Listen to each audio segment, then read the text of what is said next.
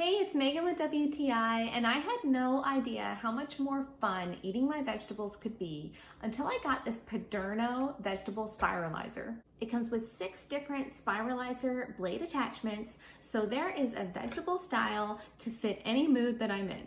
I find this spiralizer to be really well made and really sturdy, and it can hold up even while I'm using vegetables that are harder, like carrots or squash. There's a few features that I find make this spiralizer to be really sturdy, and one is on the crank attachment.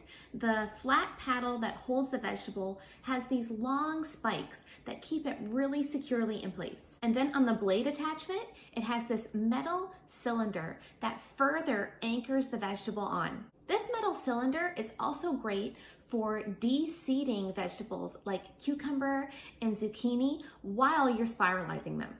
The suction feet on the bottom stick on really well to my countertop, and it is so effective at keeping the unit from moving around while I'm using it. My favorite attachment so far is the noodle attachment. I am really impressed with how well it works and the really long noodles that it creates. I found this spiralizer to be really helpful at getting my veggies in kind of a fun and unconventional way.